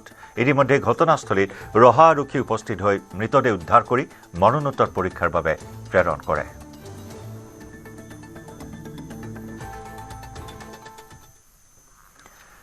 এটুপি বিশুদ্ধ খোৱাপানীৰ বাবে হাহাকাৰ পশ্চিম বৰাগাঁওবাসী ৰাইজৰ। 2009 চনতে আৰম্ভ হোৱা পানী যোগান প্ৰকল্প আজি পৰ্যন্ত কাৰ্যক্ষম হৈ নুঠিল। নিজৰাৰ পানী আৰু ব্যক্তিগত খণ্ডৰ পৰা মাত্ৰাধিক দৰত ক্ৰয় কৰা পানীয়ে এতিয়া সাৰথি হৈছে পশ্চিম বৰাগাঁওবাসী ৰাইজৰ। পশ্চিম বৰাগাঁৱত নাগৰিক ঐক্য মঞ্চই বিশুদ্ধ খোৱাপানীৰ দাবীত অনুষ্ঠিত কৰে নাগৰিক সজাগতা সভা। 17 বছৰে প্ৰকল্পটো কিয় সম্পূৰ্ণ হোৱা নাই তাৰ তদন্তৰ দাবী উত্থাপন কৰিছে নাগৰিক সমাজে। জনস্বাস্থ্য কাৰিকৰী বিভাগৰ পাইপ ব্যৱহাৰ কৰি প্ৰকল্পটোৰ ঠিকাদাৰে ধন হৰলুকি কৰাৰ অভিযোগ ৰাইজৰ। তো 2009 চনৰ পৰা আজি 17 বছৰ পাৰ হ'ল, 2026 চন আহিল, কিন্তু আজিলৈকে গুৱাহাটীবাসীয়ে কিন্তু পানী নাপালে। আমি দেখা পাইছোঁ যে এই ক্ষেত্ৰত বিভিন্ন ধৰণৰ কাৰিকৰী যেনেকৈ অসুবিধা আছে, তেনেকৈ আৰ্থিক মানে তছনছ ইয়াতে হৈছে ইমান বছৰৰ ভিতৰত। কিন্তু আজিলৈকে চৰকাৰৰ ফালৰ পৰা পানী যোগানৰ ক্ষেত্ৰত বিশেষ উদ্যোগ আমি গ্ৰহণ কৰা নাই। মাজে মাজে যদিও চৰকাৰে সময়সীমা দিয়ে, এই যেনেকুৱা কিছুদিন আগতে কৈছিল যে এই লাষ্ট ডিচেম্বৰত পানী যোগান হ'ব, কিন্তু আজিলৈকে দেখিলোঁ পানী যোগানটো হোৱাই নাই। বৰং পানী যোগানৰ কাৰণে যিবোৰ পাইপলাইন তেওঁলোকে লেআউট কৰিছিল, আমাৰ এই ৰাস্তাটোত দেখা পাব আপোনালোকে গ'লে কিছুমান পাইপ আছে, সেইবোৰ পাইপ উঠাই দিছে। গতিকে কোনো ব্যৱস্থা তেওঁলোকে গ্ৰহণ কৰা নাই। এতিয়া হয়তো নিৰ্বাচন আহিছে, এতিয়াও ক'ব যে জুন মাহত পাব জুলাই মাহত পাব কিন্তু এনেকুৱা জুন জুলাই ডিচেম্বৰ বহুত পাৰ হৈছে নাগৰিকসকলে পানী পোৱা নাই বিভিন্ন প্ৰজাতিৰ আপেল বগৰীৰ খেতি কৰি স্বাৱলম্বী হৈছে নাহৰকটীয়াৰ মেৰবিলৰ ডলি গগৈ নামৰ এগৰাকী মহিলা মাত্ৰ ৭৫,০০০ টকাৰে ২ বিঘা মাটিত বগৰী খেতি আৰম্ভ কৰি বৰ্তমান ৮ বিঘা মাটিলৈ নিজৰ ব্যৱসায় বৃদ্ধি কৰিবলৈ সক্ষম হৈছে এইগৰাকী মহিলাই চাচনি কলাগৰা গাঁৱত থকা এই বগৰী বাৰীখন চাবলৈ আৰু বগৰী ক্ৰয় কৰিবলৈ দুলিয়াজান নাহৰকটীয়া টিংখঙৰ বিভিন্ন ঠাইৰ পৰা ভিৰ কৰে ক্ৰেতাই ডলি গগৈ নামৰ এইগৰাকী উদ্যমী মহিলাই ঘৰে ঘৰে বগৰী বিক্ৰী কৰি উপাৰ্জন কৰিছে লক্ষাধিক টকা এই ক্ষেত্ৰত পত্নীক সমানে সহায় সহযোগিতা কৰি আহিছে তেওঁৰ স্বামী কমলা গগৈয়ে স্বামীয়ে বগৰীসমূহ ছিঙি দিয়াৰ লগতে পত্নীৰ সৈতে সাপ্তাহিক বজাৰত বগৰীসমূহ বিক্ৰী কৰাটো সহায় কৰি আহিছে হয় মই বৰ্তমান উপস্থিত আছো ৯২ নং নাহৰকটীয়া বিধানসভা সমষ্টিৰ অন্তৰ্গত চাচনি মজাৰ কলাগৰা গাঁৱত মই বৰ্তমান উপস্থিত আছো আৰু পোনে পোনে মই সঠিক সামগ্ৰিক এক পৰিৱেশ দেখুৱাবলৈ চেষ্টা কৰিম নিউজ ১৮ দৰ্শকক এই আচলতে চাচনি মেৰবিল গাঁৱৰ ডলি গগৈ নামৰ যি এগৰাকী মহিলা আছে মহিলাগৰাকীয়ে তেওঁ প্ৰায় কেইবা বিঘা মাটি সামৰি আচলতে তেওঁ ইয়াত যি বগৰী আপেল বগৰী খেতি তেওঁ আৰম্ভ কৰিছিলে প্ৰায় ৪ বছৰ পূৰ্বে তেওঁ আৰম্ভ কৰিছিলে প্ৰায় ৭৫,০০০ টকা তেওঁ বিনিয়োগ কৰিছিলে আৰু বিনিয়োগ কৰাৰ পিছতে তেওঁ এই যি বগৰী বাৰী এই বগৰী বাৰীখন তেওঁ গঢ়ি তুলিছে বগৰী খেতি কৰিছিলোঁ প্ৰথমতে মালিকে প্ৰথমে ইয়াতে কোলাঘাটে মাটি কিনিলে প্ৰথম বগৰী খেতি কৰোঁ বুলি ক'লে বগৰী পুলি লগালোঁ পুলি লগাই কিমান বিঘা মাটি ভালেখিনি আছে মাটি বিক্ৰী মই বজাৰত বিক্ৰী কৰোঁ হ'লচেল দিওঁ আকৌ ঘৰে ঘৰে হোম ডেলিভাৰী দিওঁ তাৰ বেপাৰীবোৰ দোকানে দোকানে দিওঁ দোকানে লৈ যাওঁ দি থৈ আহোঁগৈ কিমান টকা দামত বিক্ৰী হ'ব এইবোৰ পাইকাৰী বাৰীত মই ৬০ টকাকৈ দিছোঁ মই যদি নিজে দি দিওঁ ১০ টকা এটা লওঁ আৰু ঘৰত ইয়াৰ পৰা নিদিয়া যে বাৰীত আহিলে মানে ৫০ টকাতে পাব কিমান জোপামান বগৰী আছে বগৰী ইয়াত কমেও ২০০ ওপৰত আছে কিমান টকা ইনকম হয় আপোনাৰ বছৰি মুঠতে হেৰি হয় লাখ টকাৰ ওপৰ হয় আৰু এইটোতে কৰি আছোঁ পৰিয়াল পোহপাল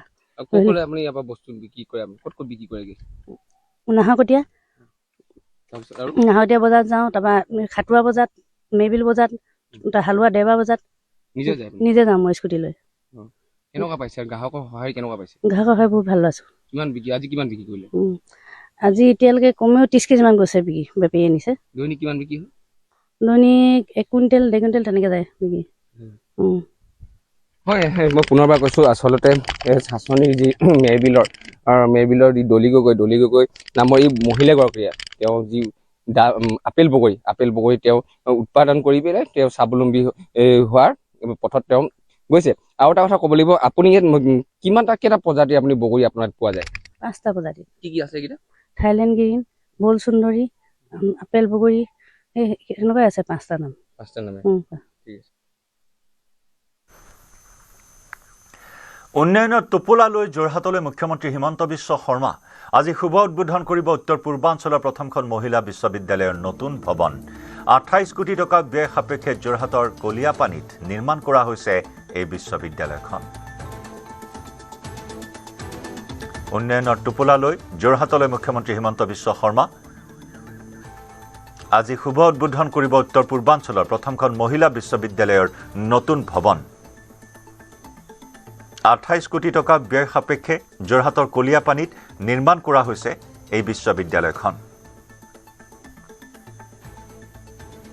মুখ্যমন্ত্ৰীৰ আগমনক লৈ বৰ্তমান যথেষ্ট উখল মাখল এটা পৰিৱেশে বিৰাজ কৰিছে এয়া সুন্দৰকৈ সজাই পৰাই তোলা হৈছে বিশ্ববিদ্যালয় চৌহদ কিছু সময় পিছতে মুখ্যমন্ত্ৰী ডক্টৰ হিমন্ত বিশ্ব শৰ্মা উপস্থিত হ'ব ২৮ কোটি টকা ব্যয় সাপেক্ষে যোৰহাটৰ কলিয়াপানীত নিৰ্মাণ কৰা এই বিশ্ববিদ্যালয়খনৰ এই নতুন ভৱন আজি শুভ উদ্বোধন কৰিব মুখ্যমন্ত্ৰীগৰাকীয়ে সমগ্ৰ উত্তৰ পূৰ্বাঞ্চলৰ নাৰী শিক্ষাৰ ক্ষেত্ৰত এক অগ্ৰণী ভূমিকা গ্ৰহণ কৰিব এই মহিলা বিশ্ববিদ্যালয়খনে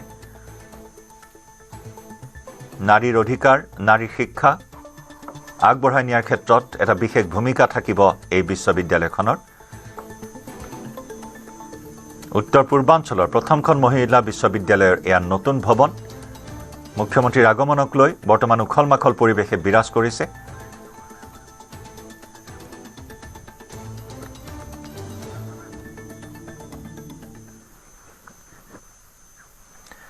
শীঘ্ৰেই পূৰণ হ'ব দেশবাসীৰ বুলেট ট্ৰেইনৰ সপোন। জাপানত পূৰ্ণোদ্যমে চলিছে ভাৰতৰ লোক পাইলটৰ প্ৰশিক্ষণ। ভাৰতৰ লোক পাইলটক প্ৰশিক্ষণ দিয়াত ব্যস্ত জাপানৰ প্ৰশিক্ষক। মুম্বাই আহমেদাবাদ বুলেট ট্ৰেইন প্ৰকল্পৰ বাবে তুংগত প্ৰস্তুতি।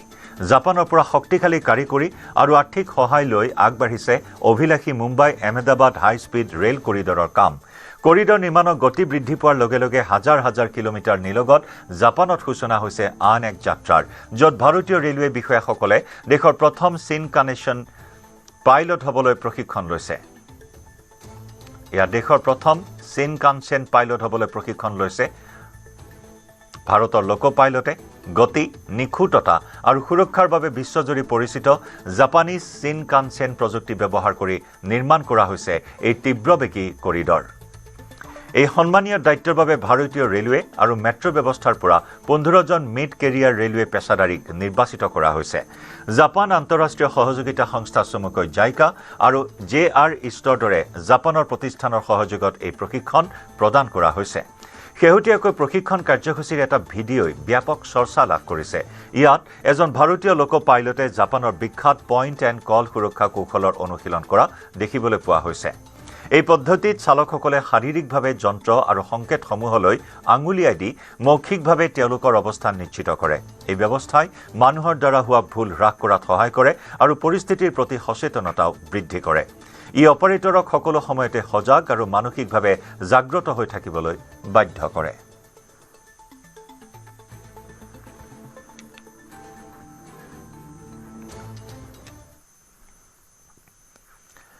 প্ৰচণ্ড তুষাৰপাতৰ ফলত ছিকিমত স্তব্ধ প্ৰায় সাধাৰণ জনজীৱন। 15 মাইলত নাথুলা পাছ আৰু চাংগু হ্ৰদ পথত তুষাৰপাতৰ ফলত আবদ্ধ হৈ পৰিছে শ শ বাহন। প্ৰায় 3 শতাধিক বাহন ৰাজপথত আবদ্ধ হৈ পৰাত সৃষ্টি হৈছে অভাৱনীয় পৰিস্থিতিৰ। প্ৰচণ্ড তুষাৰপাতৰ ফলত ৰাজপথতে আবদ্ধ হৈ পৰিছে ভিন্ন প্ৰান্তৰ পৰা অহা পৰ্যটক। ৰাজপথত বৰফেৰে ভৰি পৰাত যাতায়াতত সৃষ্টি হৈছে তীব্ৰ সমস্যাৰ। ইতিমধ্যে ঠায়ে ঠায়ে আৰম্ভ হৈছে সেনা আৰক্ষীৰ লগতে জিলা প্ৰশাসনৰ উদ্ধাৰ অভিযান। পূব ছিকিমত সেনাই উদ্ধাৰ কৰিছে 46জন পৰ্যটকক। ইপিনে বিশেষ বাহনৰ সহায়ত বৰফ আঁতৰাই পথ মুকলি কৰাৰ চেষ্টাও অব্যাহত ৰাখিছে প্ৰশাসনে।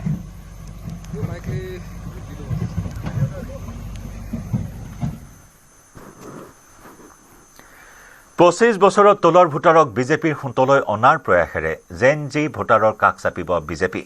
বিজেপিৰ যুৱ মৰ্চাই পাতিব চোতাল বৈঠক। জেন জি ভোটাৰসকলক লৈ পাতিব এই চোতাল বৈঠক। বিহাৰৰ মৈথিলী ঠাকুৰৰ দৰে বিধায়িকাকো অসমলৈ অনাৰ চেষ্টা কৰিব বিজেপিৰ যুৱ মৰ্চাই।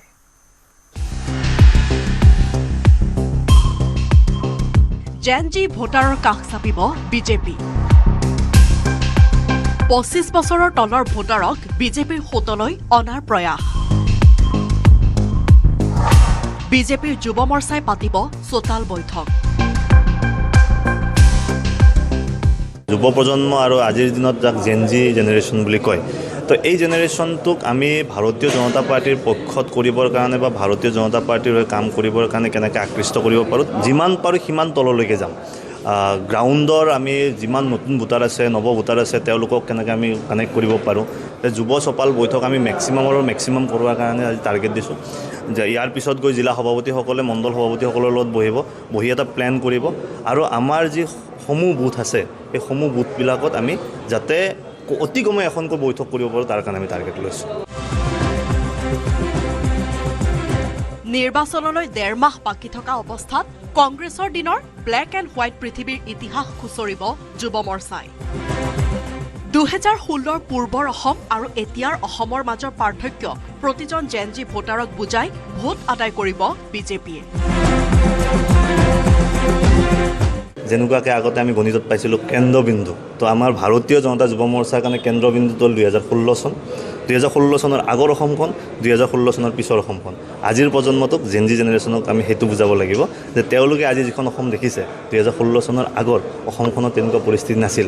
সেই যেতিয়া পাৰ্থক্যখিনি আমি যুৱ প্ৰজন্মৰ মাজলৈ লৈ যাম, তাৰপিছত আৰু তেওঁলোকক আমি বেলেগ কিবা বুজাব লাগিব বুলি আমি অনুভৱ নকৰোঁ। কংগ্ৰেছে এইটো কনফিডেঞ্চত থাকিলে নহ'ব যে আজিৰ প্ৰজন্মই ইতিহাস নুখুচৰিব বুলি।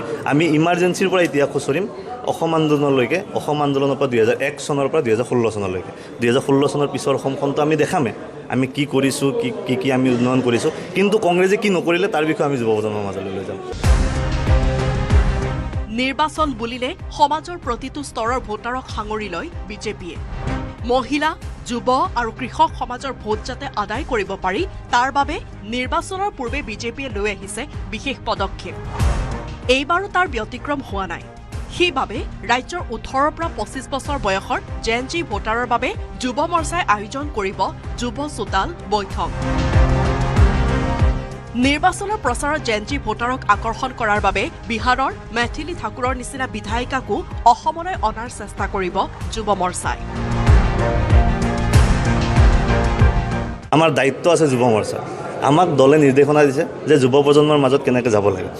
মেথিলি ঠাকুৰৰ কথা কৈছে যে আজিৰ দিনত জেন জি MLA তেওঁ মানে আটাইতকৈ কম বয়সীয়া।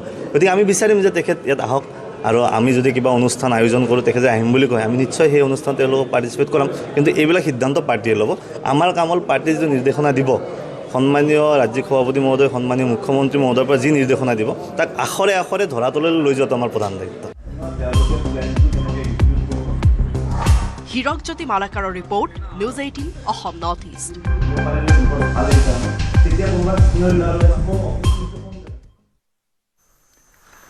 জীৱ-জন্তুক খাদ্য দিয়াক লৈ দুই ফৈদৰ মাজত মাৰপিটৰ ঘটনা। মহানগৰীৰ পাঞ্জাবাৰীৰ নমস্তে এনক্লেভত সংঘটিত হয় এই ঘটনা। দীৰ্ঘদিনে জীৱ-জন্তুক খাদ্য খুৱাই আহিছে এনক্লেভৰ বাসিন্দা চয়নিকা বেজবৰুৱাই। তাতেই আপত্তি কৰি চুবুৰীয়া বাসিন্দা এজনে অশান্তি দি অহাৰ অভিযোগ। অভিযুক্ত ৰাও উপাধিৰ এজন লোকে মাৰপিট কৰে চয়নিকাৰ লগতে পিতৃ-মাতৃক। এই ঘটনা সন্দৰ্ভত আৰক্ষীৰ কাষ চাপিছে যুৱতীগৰাকী। ঘটনাস্থলীত দিছপুৰ আৰক্ষী উপস্থিত হৈ আৰম্ভ কৰিছে তদন্ত। কুকুৰে হওক মেকুৰীয়ে চবকে ফিট কৰোঁ। তো মাজতে কি হ'ল 3-4 মাহৰ আগত মই ইয়াত কেছ দিব আহিছিলোঁ। মানে তেওঁলোকে অশান্তি দিয়ে, কুকুৰ ফিট কৰিব নিদিয়ে। আপোনাৰ মোৰ নেবাৰ্ছ হয়। এঘৰ থাকে ফাৰ্ষ্ট ফ্ল'ৰ, আন এঘৰ থাকে ছেকেণ্ড ফ্ল'ৰত। ৰাও, দুয়োটাই ৰাও লিখে। এজন আপোনাৰ ড্ৰাইভাৰ, পাৰ্চনেল ড্ৰাইভাৰ, আৰু এজন ৰিটায়াৰ্ড ড্ৰাইভাৰ হয়, ৰেলৱেত চাকৰি কৰিছিলে। তো ফিট কৰোঁ, তেওঁলোকে অশান্তি দিয়ে, প্ৰব্লেম কৰে, কেতিয়াবা বাতি পেলাই দিয়ে, কেতিয়াবা বাতি ভাঙি দিয়ে, কেতিয়াবা মেণ্টেলি টৰ্চাৰ কৰে। ফিজিকেলি টৰ্চাৰটো আজি ষ্টাৰ্ট হৈছে। এই যে বৰিং কৰাৰ পিছত যে মান্থলি ৰিচাৰ্জ কৰি থাকিব লাগে, সেই কথা বতৰা পাতি আছিলে। তাৰ মাজতে হঠাতে তৰ্ক এটা আৰম্ভ হৈ গ'ল মা আৰু দেউতাৰ মাজত আৰু তেওঁলোকৰ মাজত। তো মা দেউতাক বেয়াকৈ কোৱাৰ কাৰণে মই ৰুমৰ পৰা ওলাই আহিলোঁ ঘৰৰ বাহিৰত বাৰাণ্ডাত। তাৰপিছত মোক এটেক কৰিলে, পূৰা মাটিত বগৰাই মোক এটেক কৰিলে। পিছফালে মোৰ ফুলাই দিছে। আপোনাৰ লেডিজ পাৰ্টি আহিছে প্ৰথমতে দুৱাৰ ভাঙিবলৈ, খিৰিকী ভাঙিবলৈ। মা দেউতা তেতিয়া শুই আছিলে। তেতিয়া তেওঁলোক দুৱাৰ চোৱাৰ ভাঙিব আহিছে, খিৰিকী ভাঙিব আহিছে, বেলকনি ট্ৰাই কৰিছে ভাঙিবলৈ। তাৰপিছত চকীটো ভাঙিলেই, দেউতাৰ বাগান ক্ষতি কৰিলেই। ৰঙিয়াৰ ইকো পাৰ্কত অঘটন, দেৱাল খহি শ্ৰমিকৰ কৰুণ মৃত্যু। ৰঙিয়াৰ ৰেল বিভাগৰ অধীনৰ ইকো পাৰ্কত ড্ৰেইন নিৰ্মাণৰ কাম চলি থকাৰ সময়ত এই ভয়াৱহ দুৰ্ঘটনা সংঘটিত হৈছে। পুৰণি দেৱাল খহি পৰি ঘটনাস্থলীতে এজন শ্ৰমিকৰ মৃত্যু হৈছে। মৃত শ্ৰমিকজন মানকাছৰৰ শ্বহীদুল ইছলাম। কাম কৰি থাকোঁতে হঠাতে ওচৰৰ পুৰণি দেৱালখন খহি পৰে আৰু তেওঁৰ গাত পৰি থিতাতেই মৃত্যু হয়।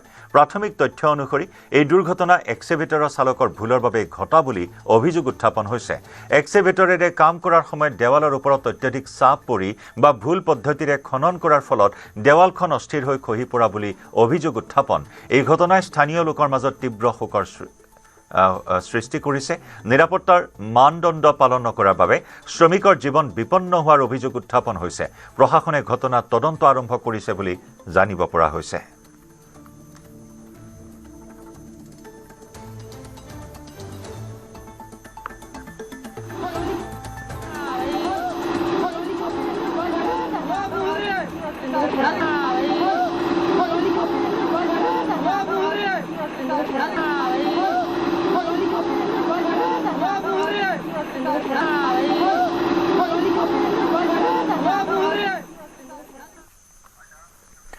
ইয়াৰ সৈতে সময় হ'ল লাইভ আৱাৰৰ পৰা বিদায় লোৱাৰ।